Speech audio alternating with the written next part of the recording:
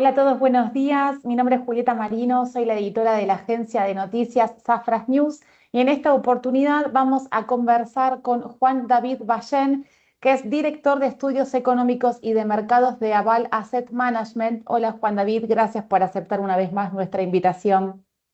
Hola Julieta, un saludo para ti y para todas las personas que nos ven en estos momentos.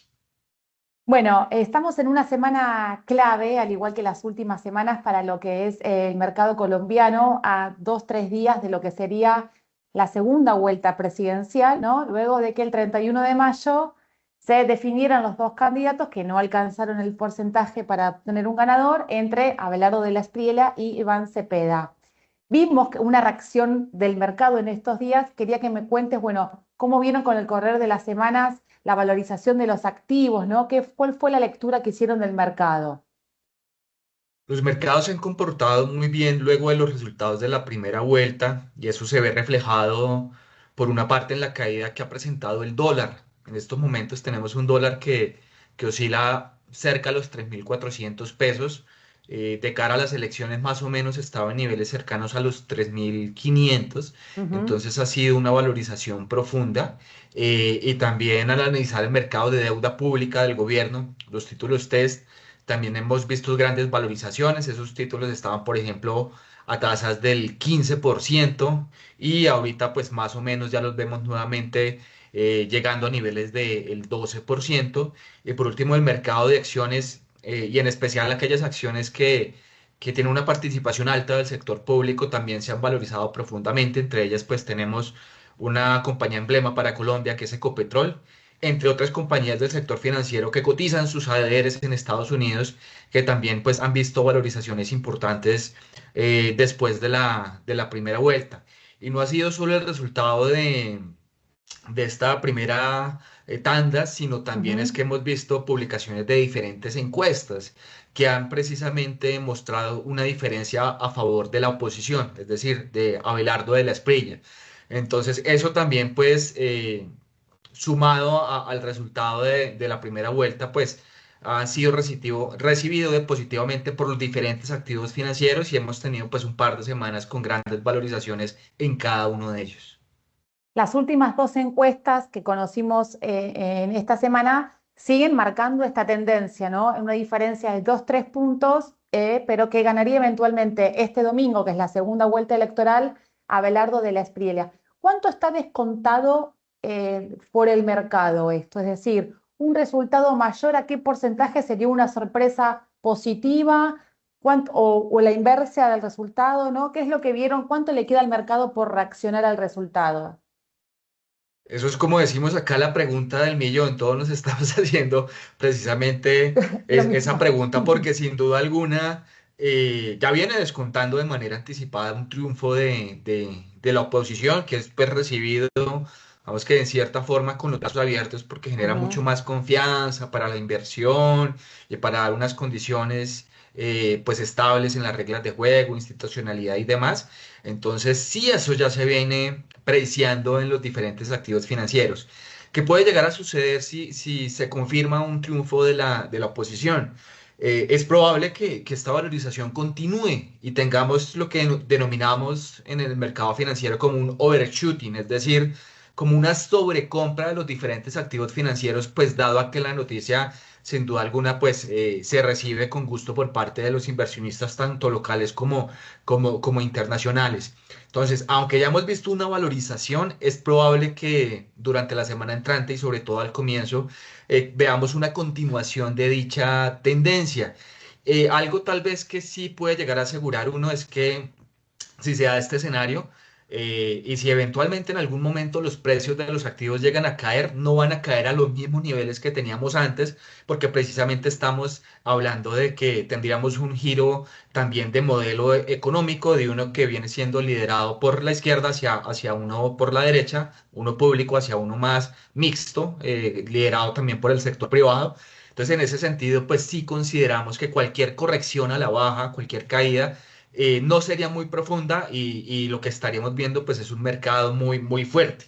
Y también de qué va a depender de que estos escenarios se confirmen y se terminen dando de cuál es la diferencia en la votación. Vimos que Abelardo ganó con más de 700.000 votos en la primera vuelta. Es probable que esa diferencia se mantenga en la segunda vuelta, pero entre más grande sea la diferencia es mejor para no poner en duda los resultados de las elecciones, porque vimos cómo el gobierno, el presidente, pues generaba dudas, como algunas, Sí. habría algunas sombras de dudas sobre esos resultados. Entonces eso tiende a generar algo de ruido en el Ujú. panorama. Entonces, ideal que estos resultados, pues, entre más grandes sea la diferencia, mejor para que, pues, la oposición no tenga, pues, forma de ponerlos en duda.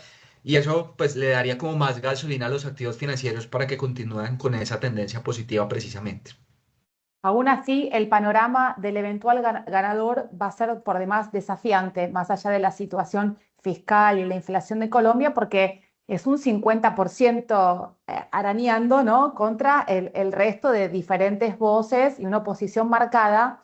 Y en el caso de Abelardo del Espriela, que hay un cierto paralelismo con la situación de acá en Argentina, que es un outsider fuera del mundo político que tiene escasa referencia, ¿no? Armadura en lo político y en el Congreso, digamos, entre el abanico que se arme de dificultades son unas cuantas, digamos, cuánto hay de aprobación de la propuesta y cuánto es de que no sea lo mismo que tuvieron hasta ahora. Si gana Belardo va a tener que llegar a ganarse el Congreso, porque digamos que no tiene una forma de maniobrar tan fácil. Igual le hubiera sucedido a la izquierda, porque lo que vimos fue que el Congreso quedó atomizado. Ujú. Aunque el pacto histórico, la izquierda obtuvo el mayor número de curules cuando uno suma lo que es la oposición, prácticamente casi que es un 50-50 como tú lo vienes planteando.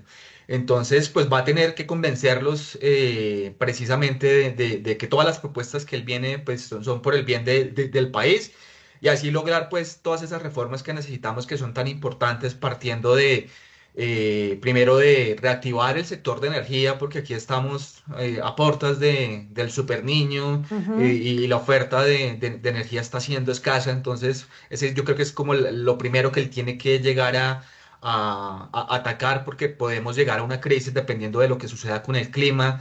Tenemos pues también lo que sucede con el sistema de salud, con las finanzas públicas, que son bien desafiantes. Entonces, sí tiene varios retos por detrás que tiene que llegar a atacar. Pero desde nuestro punto de vista, ¿qué tiene él que hacer? Y es algo que yo creo que ya se ha venido haciendo. Primero, generar esos mensajes de confianza que generan tranquilidad y un buen desempeño de los activos financieros. Vimos como pues el vicepresidente de Abelardo, José Manuel Restrepo, Restrepo. que él ya es conocido por todos los Ujú. colombianos porque fue exministro de Hacienda, tiene una amplia experiencia y un bagaje muy profundo en todo lo que es temas fiscales. Ha venido haciendo diferentes entrevistas donde da mensajes de que vamos a corregir el rumbo fiscal. Entonces, nada más con generar esas comunicaciones, esas narrativas hacia los inversionistas, eso ya se recibe de una manera muy positiva.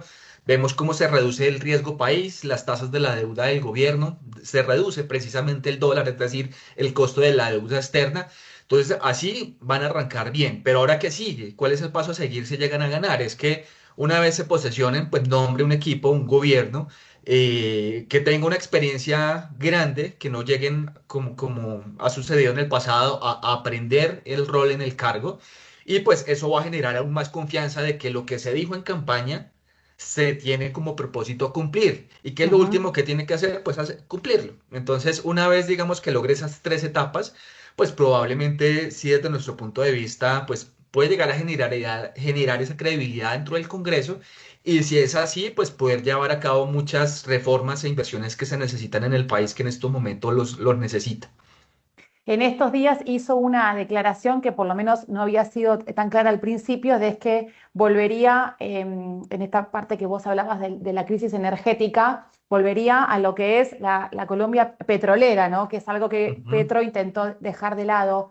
¿Han visto en sus discursos o en sus propuestas cosas que hayan cambiado o que haya definido más ahora, digamos, dado mayor claridad, mayor señal al mercado de seguridad en algunos temas dudosos? Yo creo que ha habido mayor claridad en términos positivos y es de cómo va precisamente efectuar cada una de sus propuestas. Entonces, recientemente precisamente decían que ya pues vienen estudiando diferentes leyes y decretos que comenzarían en vigencia una vez ellos entren, firmarían para precisamente comenzar de una vez a actuar y solucionar muchos de los problemas que estamos afrontando en estos momentos. También están buscando un equipo de directivos, mencionaban ellos, si mal no estoy, que eran como más de 2.000 personas para asumir diferentes cargos y roles dentro del gobierno, no solo en ministerios, sino también en las entidades públicas, para que pues eso generara confianza y se tomaran las decisiones que se necesitan hacer en estos momentos. Se mencionaba también, por ejemplo, que una de las prioridades va a ser el sector energético porque prácticamente llegan y vamos a entrar en pleno fenómeno del niño con un nivel de Ujú, los embalses que está no justo. donde uno desearía para ese tipo de coyunturas, entonces saben que si el clima es muy profundo podemos llegar a algún tipo de racionamiento a nivel nacional que hay que evitar, entonces eso lo tienen también como una prioridad. Y por el lado fiscal, por ejemplo, también hacían diferentes anuncios como lo que era pues un compromiso con buscar reducir el déficit fiscal en un punto porcentual por año, que eso es un desafío inmenso. Pero pues el simple hecho de generar esos mensajes y de desear hacerlo, yo creo que eso es bien recibido por los inversionistas a pesar de que no pueda llegar a ejecutarlo 100% en la realidad. Entonces, desde esos puntos de vista, ellos han venido como dejando un poco más de claridad de que si son elegidos como presidente y vicepresidente, serían las prioridades que llevarían a cabo desde el primer día de gobierno una vez se lleguen a posesionar. Ujú. Y Juan David, hablando ya de cómo queda el escenario, ¿no? Digamos, ¿cuál es la Colombia que ellos reciben? Esta semana conocimos el marco fiscal y las perspectivas, bueno, del gobierno para los próximos años con una inflación que continúa estando por arriba de la meta del Banco Central, con el efecto del niño, un déficit que resulta poco creíble. Digamos, ¿cuál es el escenario de la Colombia que queda de Gustavo Petro? Bueno, voy a iniciar por eso último que mencionan, si es por el lado inflacionarios y de riesgo país, llamémoslo así. La inflación en Colombia, pues este año es más alta de lo que uno hubiera deseado porque pues a Ujú, comienzo del año se aumentó el salario mínimo en 23% sí. y eso generó un choque sobre los precios de los servicios, que son los principales bienes afectados por el aumento del salario mínimo. Eh, También tuvimos la guerra en Medio Oriente que ha generado a nivel global un aumento en precios de energía y de combustible, que Ujú. también ocasionó aquí que se subiera un poco la inflación. Y este cierre del año, por ejemplo, estamos esperando que la inflación cierre en un nivel del 6,3% anual. Y la meta de nuestro Banco Central es un 3%. Entonces se viene alejando como tal de ese objetivo. Y por ese mismo motivo nuestro Banco Central ha tenido que incrementar la tasa de interés, que creemos este año pueda llegar a cerrar en un nivel del 12%. Entonces va a iniciar este gobierno con una inflación que está tendiendo al alza. Estamos viendo brotes por diferentes lados que están haciendo surgir los precios y también un nivel de tasa de interés que viene en aumento por este mismo motivo. Y ahí nuevamente pues me remonto al niño, porque el niño pues dependiendo de la intensidad, si es muy fuerte puede generar afectación en precios de alimentos, Ujú. también pues en energía, prender termoeléctricas, que es una energía mucho más costosa que la hidro. Entonces, pues puede ser también un choque que veamos en precios, no para el 2026 sino ya hablando de un 2027 con un comienzo del año, posiblemente dependiendo de lo que suceda con el clima, con choques inflacionarios. Entonces, sería una inflación que se mantendría alta durante la primera parte del gobierno, que haría que esas tasas de interés también estuvieran Mm. así. Entonces, de ahí la importancia de ponerle prioridad y los ojos a lo que sucede en el sector de energía, porque si logran controlar una posible crisis que se dé, pues eso puede llegar a amortiguar un poco esos choques inflacionarios y por ende también ese nivel de tasas de interés. Y si lo logran, pues eso va a ser beneficioso para el crecimiento de la economía y para el crédito que en estos momentos pues se ha encarecido un poco. Por el lado del riesgo país, pues el riesgo país ha venido cayendo también, igual que los diferentes activos financieros, por esa Sí. confianza que se viene brindando a nivel nacional y global. Y pues ese también es un desafío importante que está atado con lo que tú decías con los temas fiscales. Entonces, ¿qué ha sucedido en Colombia? Es que durante los últimos 3 4 años nos hemos convertido en un país de un déficit fiscal del 6 al 7%, que eso es algo inmenso. y Ujú. un nivel de deuda que supera el 60% del crecimiento económico. También que si sigue así puede llegarse a convertir en algo insostenible. Y esta semana publicaba el gobierno el marco fiscal de mediano plazo de 2026 y ya como anticipando algo que puede llegar a ser el 2027. Y ellos lo que muestran son cifras positivas, es decir, este año prevén una reducción del déficit hasta el 5,3, lo cual es altamente complejo realmente de lograr. Y para el año entrante ven una reducción aún superior porque están incluyendo una reforma tributaria por 30 billones de pesos. Reforma tributaria que en estos momentos es muy complejo de hacer porque los tributos ya están muy altos. Entonces, en el papel, digamos que, o como decimos nosotros, en el Excel, lo que ellos muestran son unas cifras que cuadran y que dicen que el déficit va a descender, pero vaya ya uno lograr Son eso poco que está realistas. ahí, va a ser muy complejo. Entonces, a la hora de la verdad, lo que dicen nuestras cifras es que el déficit no va a caer este 5,3 que dice el gobierno, sino muy seguramente va a estar por encima de un 6%.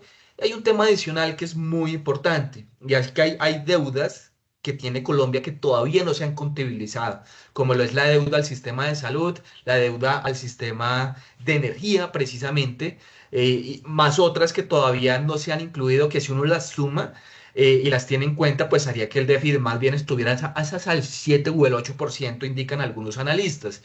Entonces lo que va a llegar a hacer el gobierno es a sincerarse. Yo creo que mirar esos Exceles, mirar esas cifras, realmente mirar qué se puede hacer, qué no, y comenzar a corregir el rumbo que desde nuestro punto de vista difiere un poco a lo que se publicó en el reciente informe del marco fiscal de mediano plazo. Claro. Ya voy terminando así, te libero. Entre este déficit que sería más alto de lo que dice el Excel, como decís vos, y la meta de un posible gobierno de Abelardo del Espriella que reduciría el déficit en 1%, ¿cuál sería el plan? ¿Ya se tiene, ya pudo Abelardo adelantar dónde harían los ajustes, cómo se harían? Porque eso también requiere, ¿no? Toda la aprobación y el respaldo, que es la parte difícil.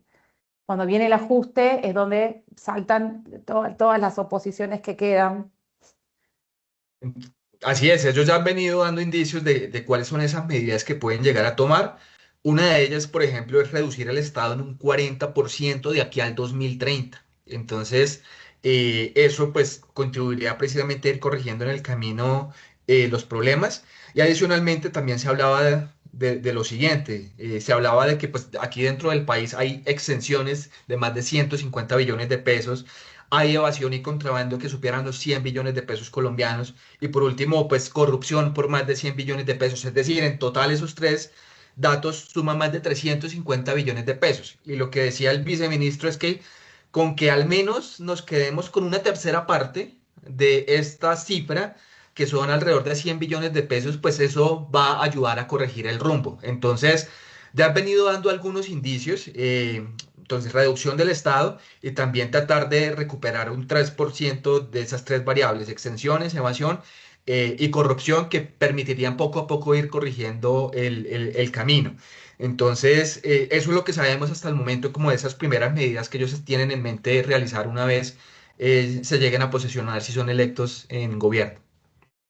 Y Juan David, ya con esto me despido. El lunes, bueno, con el resultado, ¿no? A medida que si se confirman este sondeo, con el correr de los días hasta el recambio del gobierno, que es 1 o 2 meses después, ¿dónde hay que poner el foco? ¿Qué es qué señales va el mercado a esperar? ¿Qué definiciones faltan para, bueno, hasta que asuma, digamos, tomar la confianza bueno, del optimismo de lo que viene? ¿Qué es lo que Abelardo debería confirmar o cuál es la señal que el mercado espera? Bueno, yo lo que esperaría es que comience a hacer los nombramientos de los diferentes ministerios. El de los más importantes, sin duda alguna, va a ser el del Ministerio de De Hacienda. Hacienda. De hecho, ellos han sugerido que va a ser ministra. Por primera vez Ah, tendríamos una ministra de Hacienda dentro del país. Vamos a ver si efectivamente es así. Ellos están rodeados de un muy buen equipo económico. Y yo creo que de ahí hasta la posesión, que es en el mes de agosto, comenzarían todo ese tipo de nombramientos. Y posteriormente, pues inmediatamente también comenzarían los empalmes, que ahí es donde ellos comenzarían a sincerar un poco las diferentes cifras y a darnos ya como un balance de efectivamente cómo está la situación en este caso fiscal y en los diferentes sectores también del país, para ya llegar el 7 de agosto a la posesión con unas propuestas ya 100% aterrizadas y ya con unas cifras pues mucho más veraces. Entonces, yo creo que ese es el paso a paso de la persona que llega a la presidencia. Y el rol de la, se me ocurre ahora, el rol de la Cancillería, ¿no? Porque el gobierno de Petro ha tenido una relación bastante tumultuosa con Estados Unidos, y recientemente hemos visto a Donald Trump apoyar la candidatura de la Espriella, como ha hecho acá con Milei, con cierta injerencia indirecta. Entonces, el rol que tenga la Cancillería o la persona ¿también se está mirando, digamos, en esta recomposición de relaciones con Estados Unidos o no importaría tanto para Colombia? Yo creo que también pues va a ser un rol relevante y más que nada ahorita porque Donald Trump ha dejado más que claro su interés de tener unos lazos estrechos con todos los países de Latinoamérica, porque pues por la coyuntura global, sin duda alguna, han puesto los ojos sobre toda la región. Y Colombia es estratégico también para ellos, a pesar de que muchas veces no lo expresen de esta manera, porque estamos en toda la mitad del continente y ayudamos a conectar norte con sur. Entonces yo creo que sin duda alguna también el papel del canciller va a ser determinante para lograr nuevamente como estrechar esos lazos con Estados Unidos y lograr precisamente que mucho de ese proyecto detrás de la doctrina Monroe de América para los americanos se pueda llegar a realizar para beneficio nuestro, para beneficio de ellos también. Y el papel sería muy positivo. Y no solo con Estados Unidos, sino también pues vemos lo que viene sucediendo en Venezuela y en todos nuestros Ujú. países vecinos, poder estrechar esos lazos también con ellos, no solo con Estados Unidos va a ser uno de los roles que va a tener este canciller, que yo creo que eso va a terminar siendo beneficioso si todos jalamos para el mismo lado, para la misma dirección, para tener mayor seguridad en la región, pues puede ser positivo y seguramente va a ser uno de esos roles y tareas que va a tener este personaje. Muy bien. Bueno, Juan David, muchas gracias. Ha sido muy claro. Veremos el domingo si se confirman esta tendencia y bueno, iremos viendo con el correr de las semanas todas estas definiciones que vos ya nos has adelantado para poder comprender un poco de qué vendría el posible nuevo gobierno. Muy amable, como siempre. Un placer, Julieta, hasta la próxima. Hasta luego.